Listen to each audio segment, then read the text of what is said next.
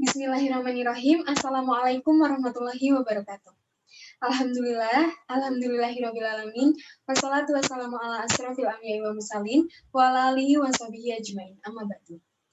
Sebelumnya, saya mengucapkan terima kasih kepada Ibu Katia yang memberikan kesempatan kami, kelompok 3, untuk memaparkan studi kasus pada siang hari ini. Studi kasus yang akan kita bahas yaitu mengenai intervensi pemerintah selama krisis di Asia. Sebelum masuk pada studi kasus, saya akan memperkenalkan terlebih dahulu siapa saja yang akan memaparkan materi pada siang hari ini. Kelompok 3 yaitu terdiri dari yang pertama, Rizal Ghani Firmansyah, bisa dipanggil Rizal. Yang kedua, ada Muhammad Adin Rizky, biasa dipanggil Adin. Yang ketiga ada Syafiki Amalia Armi, biasa dipanggil Syafiki. Dan yang terakhir ada saya, Salsabila Rahma Putri, biasa dipanggil Abil.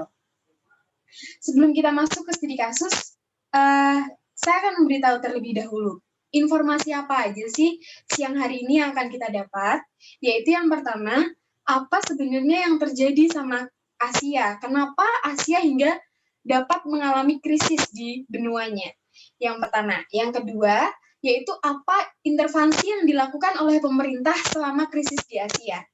Yang ketiga, benua Asia terdiri dari beberapa negara, dan pada siang hari ini negara mana yang akan kita bahas. Dan yang terakhir yaitu kondisi pasar valuta asing yang berkontribusi pada krisis Asia.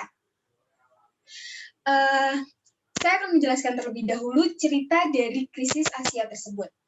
Dari tahun 1990 hingga 1997, Asia mencapai pertumbuhan ekonomi yang lebih tinggi dibanding negara lain. Dengan demikian, Asia menjadi kemajuan teknologi dan peningkatan ekonomi.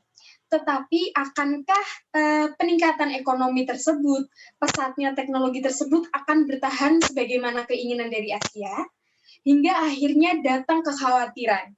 Pada tahun musim gugur 1997, Asia mengalami masalah keuangan, atau yang dapat kita sebut pada siang hari ini yaitu krisis Asia, yaitu mendatangkan dana talangan dari beberapa negara dengan dana moneter internasional. Krisis Asia ini sebagian besar disebabkan oleh depresi mata uang Asia yang substasional.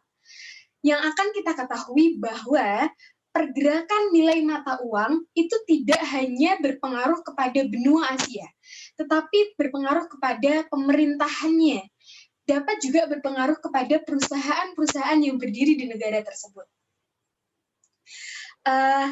Saya menjelaskan di awal bahwa informasi siang hari ini kita akan negara mana nih di benua Asia yang akan kita bahas, yang menjadikan benua Asia ini bisa mengalami krisis, yaitu krisis di Thailand. Seperti yang kita ketahui bahwa Thailand ini sebagai salah satu negara yang mengalami pertumbuhan ekonomi tercepat di dunia. Pada tahun 1997 awal, dolar memiliki keterkaitan dengan Thailand, yang menjadikan Thailand ini dapat menarik di investor asing, yang menjadikan negara ini untuk menjadi pusat perekonomian yang menjadikan investor-investor asing ini tertarik pada negara tersebut. Tetapi dengan adanya ketertarikan pangsa pasar yang begitu baik ke Thailand, Thailand ini berbelanja dengan bebas. Dia lupa dengan bahwa hal ini tuh tidak bisa berjalan sebagaimana keinginan Thailand ketika dia tidak melakukan sebuah antisipasi. Dengan berbelanja yang bebas, menghasilkan penghematan lebih rendah dibandingkan dengan negara-negara Asia Tenggara lainnya. Tingkat pengeluaran yang tinggi dan tingkat tabungan yang rendah memberikan tekanan ke atas pada harga real estate dan produk serta pada tingkat bunga lokal. Negara dengan inflasi yang tinggi cenderung memiliki mata uang yang lemah karena kekuatan paritas daya belinya. Dari krisis Thailand ini, apa aja sih situasi yang bisa kita baca? Apa aja situasi yang dapat kita pahami?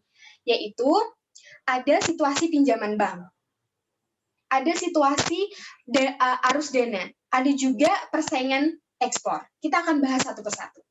Yang pertama, pada situasi pinjaman bank.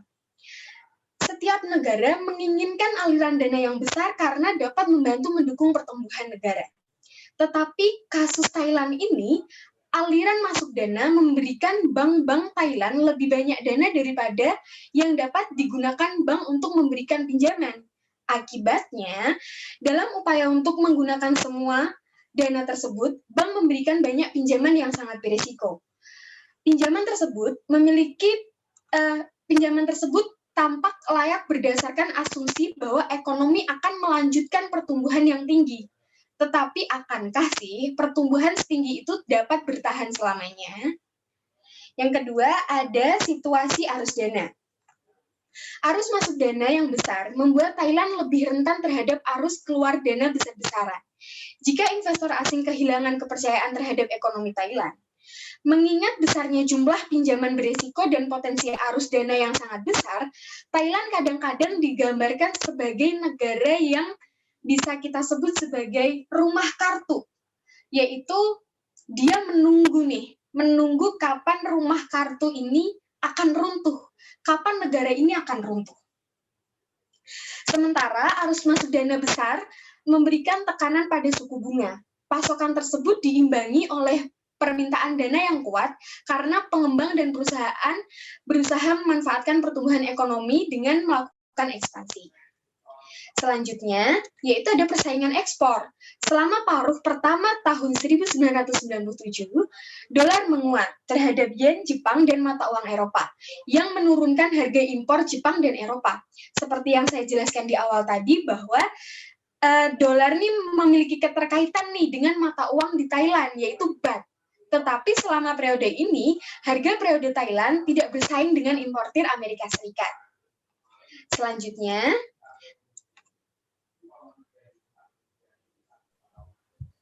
ya, saya Rizal akan melanjutkan presentasi. Akibat dari krisis Thailand ini, mata uang baht mengalami tekanan.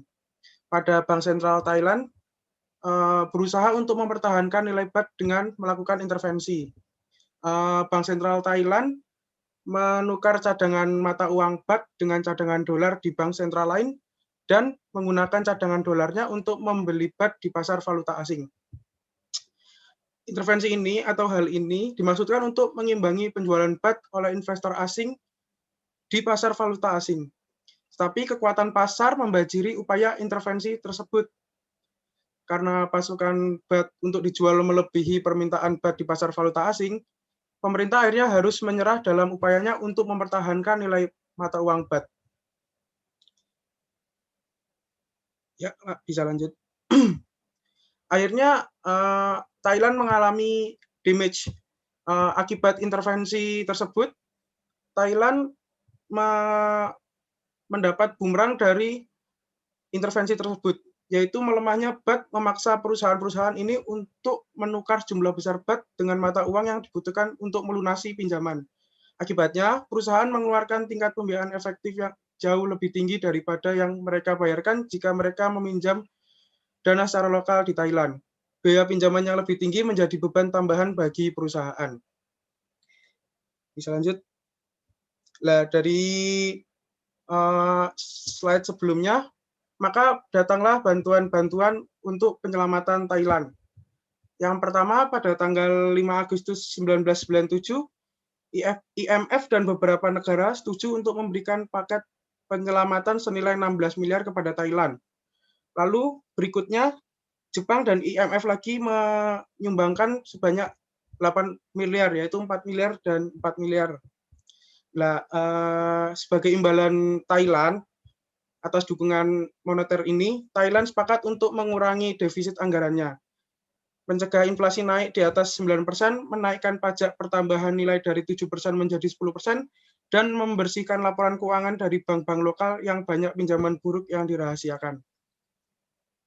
Sekian dari saya, akan dilanjutkan oleh teman saya, Syafiki. Next. Kemudian penyebaran krisis ke seluruh Asia Tenggara. Krisis di Thailand melemahkan ekonomi di Thailand. bahkan hingga menular ke negara lain di Asia Tenggara, karena perekonomian dan perdagangan Asia Tenggara agak terintegrasi antar negara. Selain itu, negara yang fundamental ekonomi domestiknya tidak kuat akan rentan terhadap dampak krisis, sehingga hal ini mengakibatkan penurunan permintaan produk di negara Asia Tenggara lain. Kemudian akan berlanjut pada penurunan pendapatan nasional. Dengan demikian, efeknya dapat jangka panjang.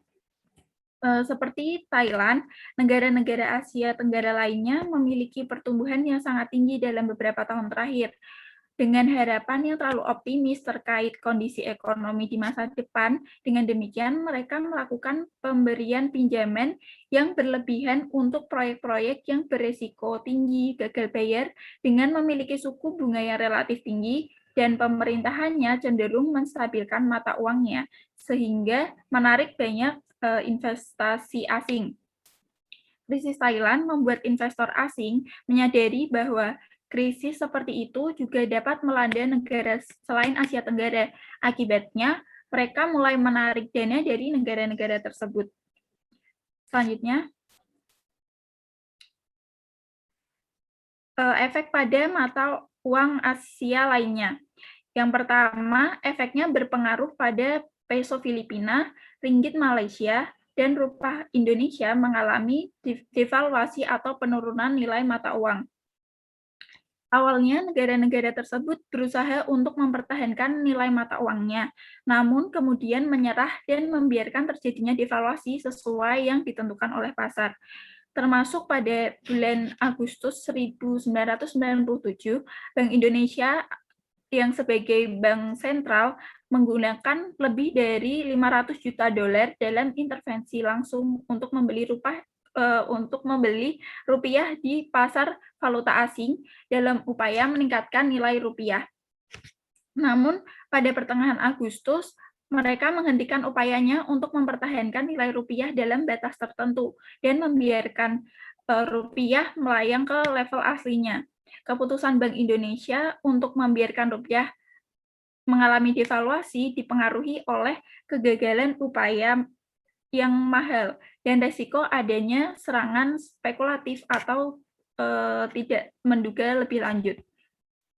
Yang kedua, Indonesia dan Malaysia memberlakukan batasan ukuran kontrak berjangka yang dibuat oleh bank untuk penduduk asing. Tujuannya untuk mencegah spekulasi yang berlebihan. Dan yang ketiga, adanya aliran dana terus keluar dari negara-negara Asia, menyebabkan banyak penjualan mata uang Asia untuk ditukar dengan mata uang lain, sehingga nilai mata uang semakin mengalami tekanan. Pengaruh pada beban pembiayaan. Karena nilai mata uang Asia Tenggara menurun yang menyebabkan pelemahan mata uang lebih lanjut, banyak perusahaan lain yang telah meminjam dana di negara lain dengan tingkat suku bunga yang relatif rendah, ditambah dengan penurunan nilai mata uang lokal mereka, menyebabkan tingkat pembiayaan perusahaan menjadi berlebihan dan tidak efektif, sehingga situasi arus kas tidak baik, yang mana adanya integrasi ekonomi Asia Tenggara menyebabkan krisis tidak hanya berfokus pada Thailand, tetapi menjadi krisis Asia. Selanjutnya,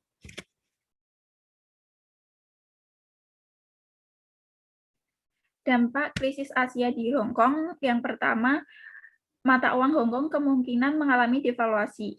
Yang kedua, Hong Kong mengalami masalah keuangan serupa dengan negara-negara Asia Tenggara. Yang ketiga, Hong Kong mempertahankan dan mematok sistem nilai tukar dengan dolar Amerika Serikat dengan menaikkan suku bunga untuk mencegah investor mentransfer dananya ke luar negeri. Lanjut. Dampak krisis Asia di Rusia ada 4. Yang pertama, pada mata uang Rusia atau rubel, mereka mulai mentransfer dananya keluar dari Rusia. Yang kedua, Rusia terlibat dalam intervensi langsung menggunakan dolar untuk membeli rubel di pasar valuta asing. Intervensi tidak langsung dengan menaikkan suku bunga untuk membuat Rusia lebih menarik bagi investor. Yang ketiga, pada bulan Juli 1998, IMF mengorganisir paket pinjaman senilai 22,6 miliar dolar untuk Rusia dengan syarat Rusia harus meningkatkan pendapatan pajaknya, mengurangi defisit anggaran, dan menciptakan lingkungan yang lebih kapitalis untuk bisnisnya. Dan yang terakhir, pada tanggal 26 Agustus, mereka menghentikan perjuangannya untuk mempertahankan nilai rubel, dan kekuatan pasar menyebabkan rubel turun lebih dari 50% terhadap sebagian besar mata uang pada hari itu. Kemudian akan dilanjutkan oleh Adin.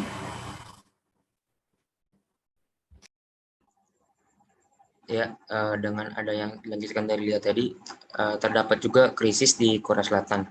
Yang pertama itu 1 November 1997, 7 konglomerat Korea Selatan telah runtuh dengan utang macet senilai 50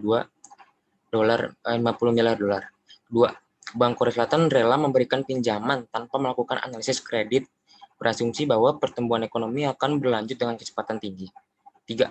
Bank sentral berusaha menggunakan cadangannya untuk mencegah penurunan beban won, tetapi dengan sedikit keberhasilan.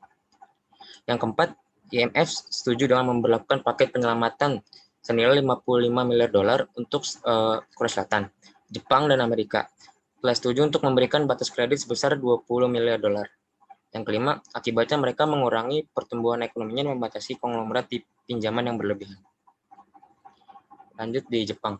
Pada November 1997, 1 dari 20 bank terbesar di Jepang itu bangkrut. Nah contohnya itu ini, Yamaichi Securities Co. ini. Mereka itu menutup, dia ini termasuk perusahaan yang gagal pada Perang Dunia Kedua. Nah, yang ketiga itu melemahnya yen di Jepang terhadap dolar selama musim semi 1998 semakin menekan mata uang Asia lainnya. Dan yang keempat, April 1998, Bank of Japan menggunakan lebih dari 20 miliar dolar untuk membeli yen di pasar valuta asing. Dan pada akhirnya di dapak Asia di Jepang ini kurang adanya hasil yang memuaskan dari pengambilan keputusannya. Lanjut itu di Tiongkok. Yang pertama, Cina tidak mengalami dampak ekonomi yang merugikan dan dari krisis Asia. Yang kedua, pemerintah Cina lebih memiliki kendali atas kondisi ekonomi dengan mengendalikan sebagian besar bank yang memberikan kredit untuk mendukung pertumbuhan.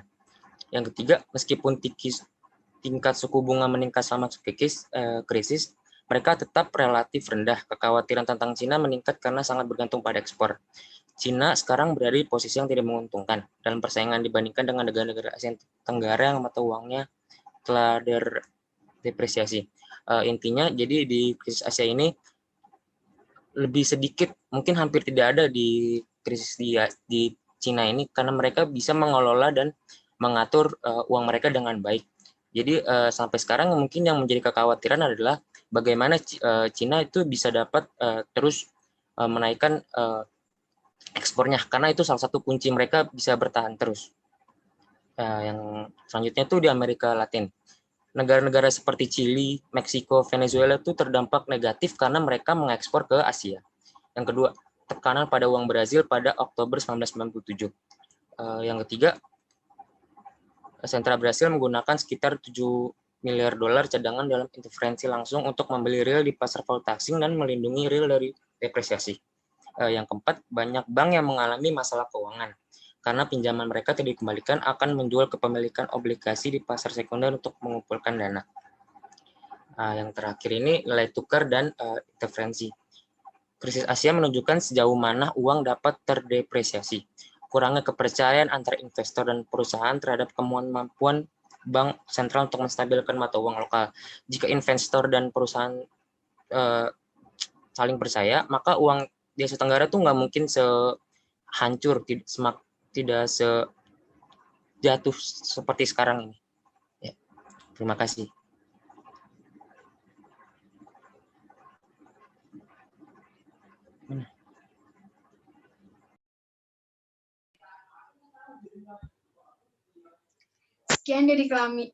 Sekian dari kelompok kami, kurang lebihnya kami mohon maaf. Wabillahi taufiq wal hidayah. Wassalamualaikum warahmatullahi wabarakatuh.